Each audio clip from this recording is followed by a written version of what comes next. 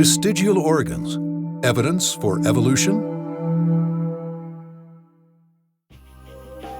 Let's look at vestigial organs and what they are. Probably Charles Darwin himself was among the first to use this idea of useless organs in our body as evidence of evolution.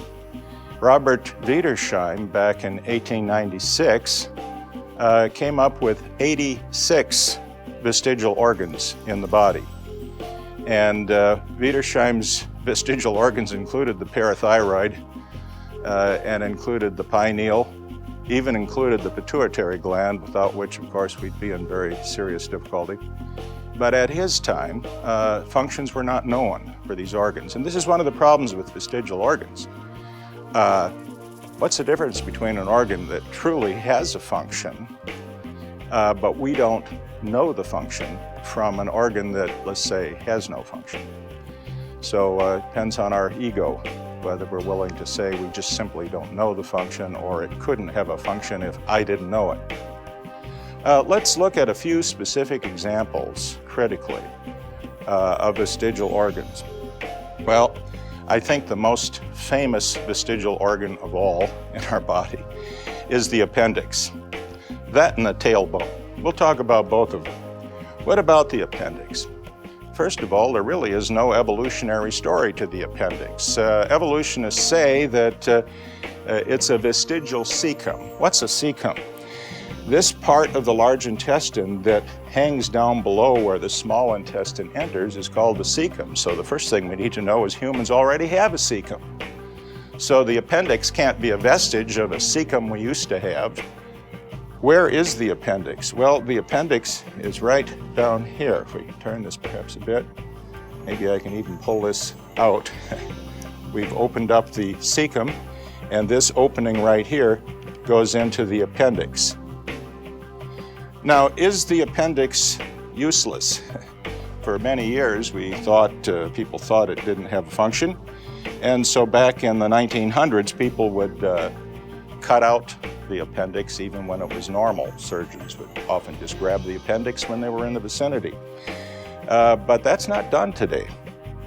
And one thing that's come up just within the last few years is we now have a pretty good, very plausible function. The appendix appears to be a safe house in which bacteria can be harbored that are useful. And you might think bacteria are all harmful or not. We have certain bacteria that are useful for digestion. And what can happen is, in a bout of diarrhea or something, the large intestine can be purged of its useful bacteria. And you need to get the good bacteria, the useful ones, back in the gut again.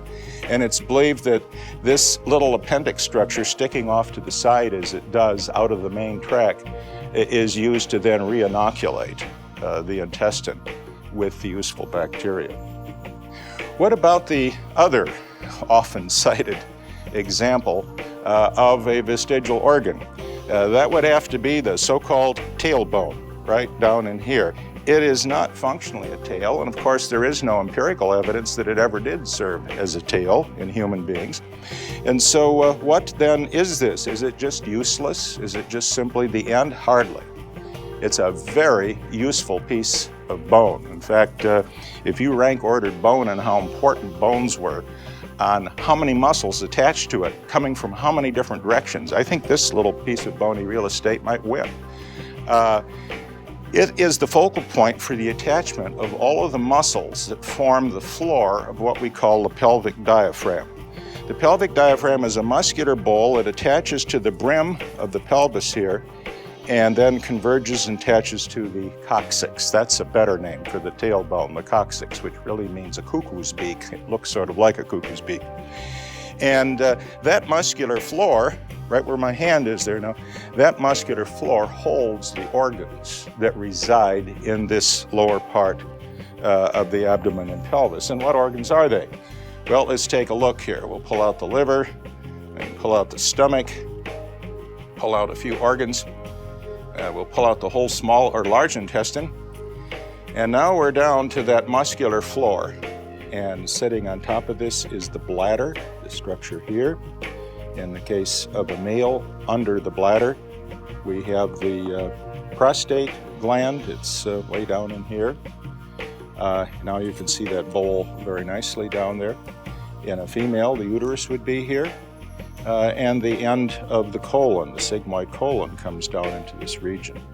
Now, if we didn't have that muscular floor, because we stand vertically, the first time we would go like that, whoopee, things could sort of just go right down through this area, but that muscular floor holds everything in place. So an exceedingly important bony structure, not a useless, leftover vestigial tail. Well, that's my story on vestigial organs, and I hope you've learned something new here. Thank you.